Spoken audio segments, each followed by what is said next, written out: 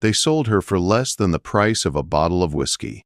In the brutal winter of 1874, in a lawless mining camp called Broken Ridge, a woman was dragged onto a makeshift wooden stage. A filthy burlap sack was tied tight over her head, cutting her off from the world.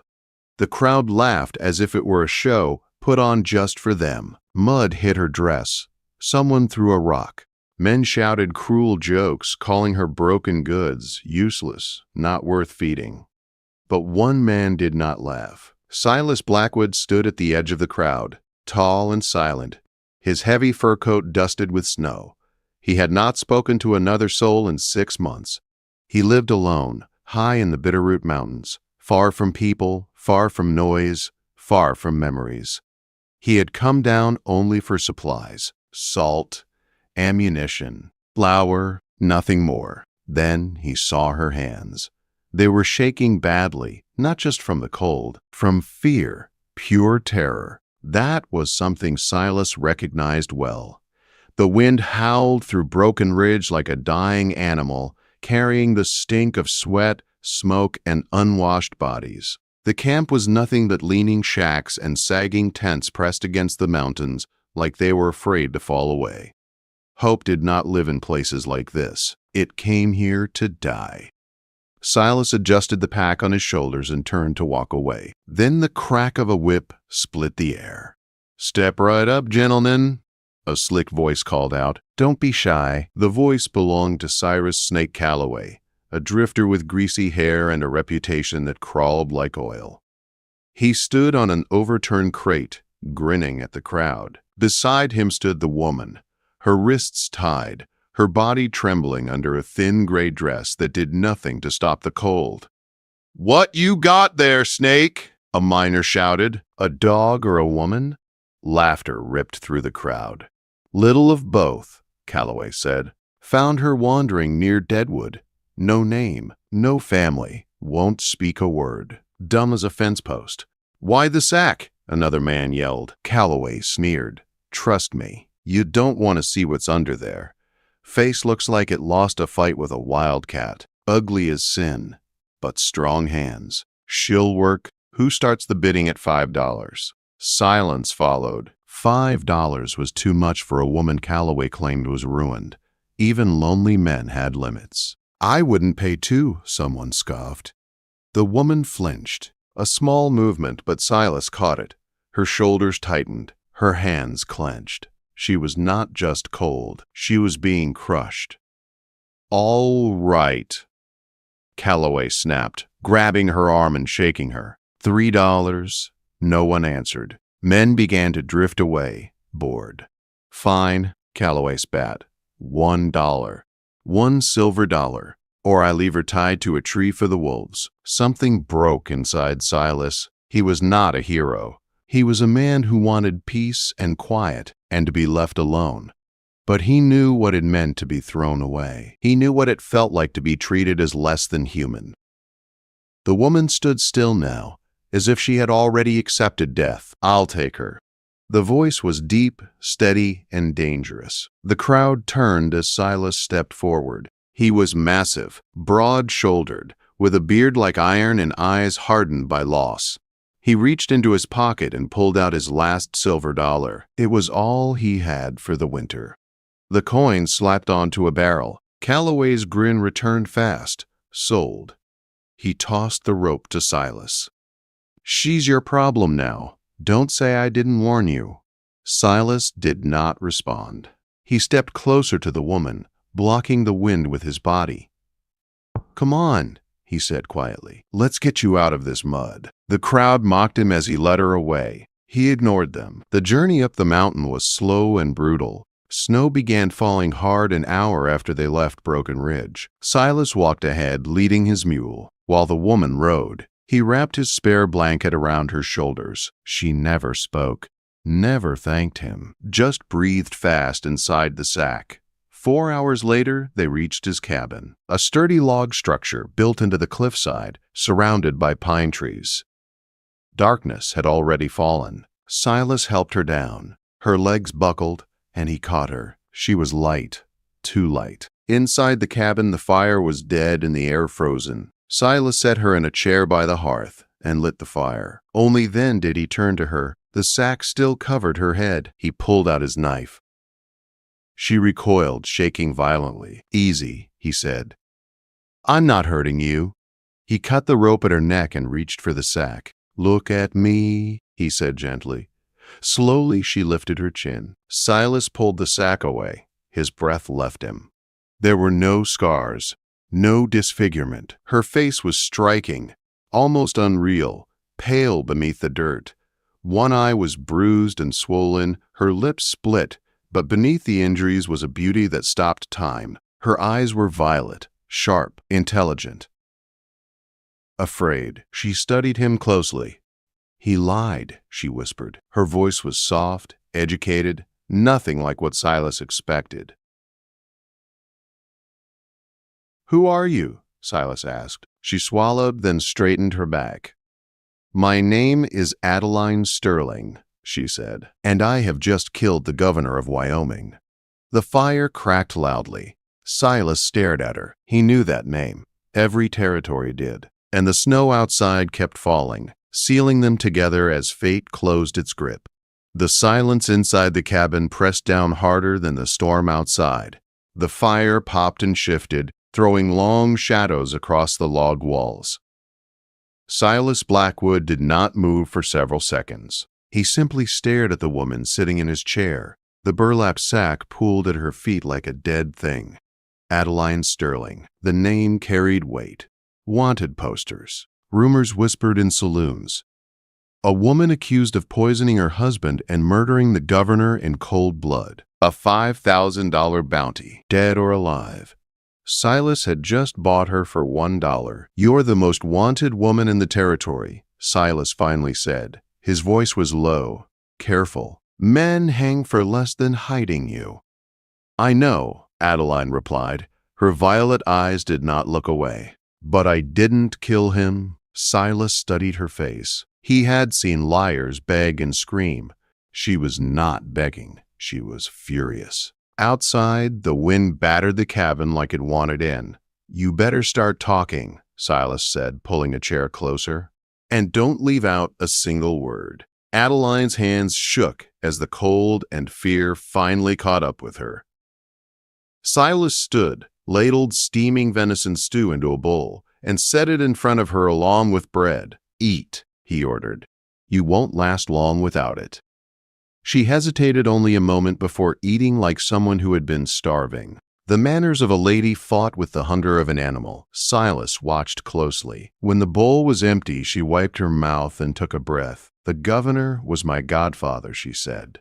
"He raised me after my parents died. His name was Mitchell. He was not a good man. He was an honest one." Silas nodded once. "My husband," she continued, her voice tightening, "Bogard Sterling, wanted his land. Coal lay beneath tribal territory. The governor refused to sign the papers. He refused to break peace." She stood and paced the room, the blanket trailing behind her. "At a gala, my husband poured the wine. He handed me the glass. I handed it to my uncle. He drank it. 2 minutes later, he was dead." Tears spilled down her face. "They planted the poison in my bag. They called me the Black Widow. I was the heir." The story wrote itself.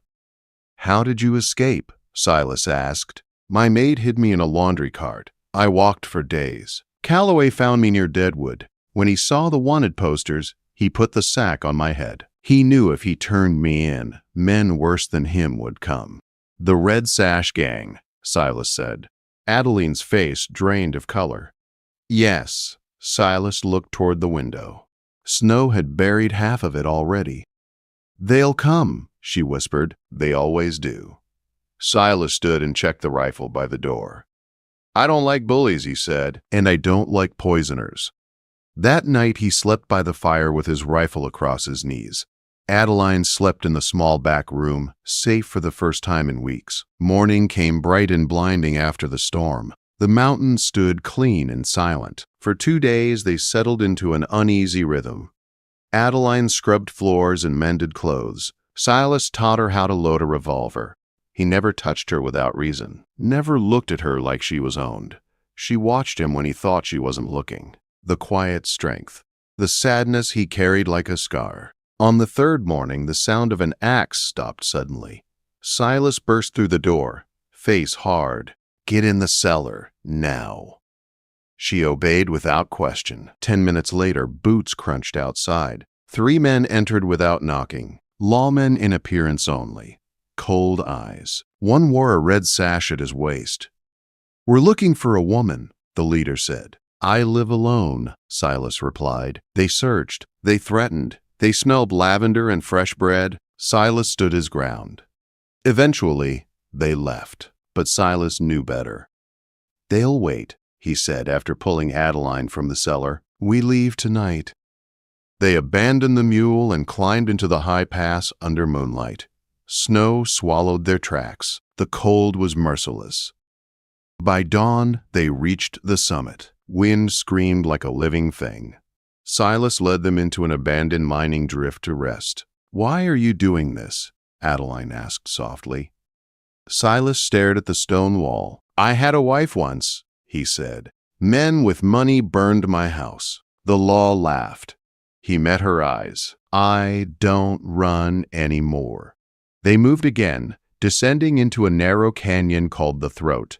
Ice lined the walls. A frozen creek ran beneath their feet. A rifle cracked. Bullets shattered stone. "They're on the ridge," Silas shouted. They ran. They dove behind boulders as gunfire echoed. Silas shot back, dropping one man. Then another appeared behind them. Silas threw his knife. The man screamed. A second shot rang out. Silas fell. "Silas!" Adeline screamed. Blood spread fast across the snow. She grabbed the rifle and fired. The outlaw dropped. Silas gasped, fading. She dragged him toward a frozen waterfall, hiding behind the ice. She pressed cloth to the wound. "We have to burn it," Silas whispered. She did. Outside, Rock's voice echoed. Adeline stepped out alone. She shattered the ice beneath him. Rock vanished into the freezing river. Silence returned.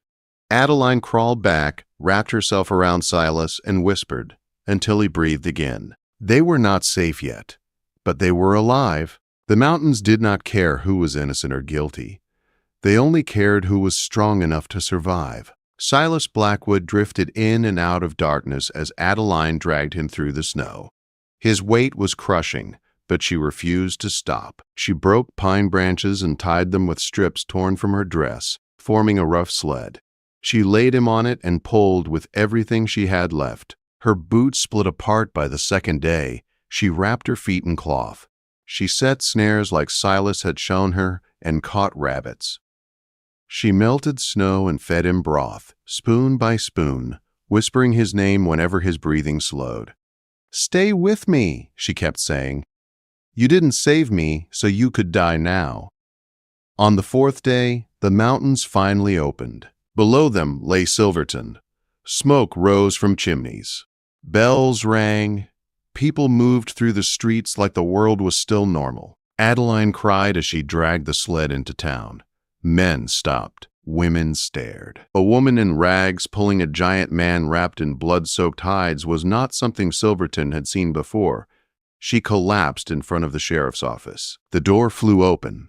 A man rushed out, his face going white when he saw the body on the sled. "Silas," he breathed. Sheriff Tom Blackwood dropped to his knees, checking for a pulse. "He's alive!" Tom shouted. "Get the doctor!" Now. He turned to the woman on the ground. "Who are you?" he asked gently. Adeline lifted her head. Her face was raw and hollow, but her eyes burned. "My name is Adeline Sterling," she said, "and I have come to collect a debt." Silas lived. The bullet had missed his heart by inches. The cauterized wound saved him, though his recovery was slow and painful. Adeline never left his side. 3 weeks later, the courthouse in Silverton overflowed. People came from miles away. They had heard the story. The mountain man, the fugitive wife, the dollar that bought destiny. Bogard Sterling sat at the front, clean and confident, dressed like a man who had never feared consequences. Silas stood at the back beside his brother, his arm in a sling, his posture straight despite the pain. "Call the defendant," the judge ordered. The doors opened. Adeline entered wearing a simple blue dress. A black veil covered her face. She walked to the stand without shaking. "How do you plead?" the judge asked. "Not guilty," she said, clearly. Bogart's lawyer sneered, calling her unstable, hysterical, dangerous. Adeline lifted the veil. Gasps filled the room. She told the truth. Silas stepped forward and placed Calloway's ledger on the bench. Payments, names, proof. The jury did not leave their seats. "Guilty," the foreman said. Bogart screamed as he was dragged away.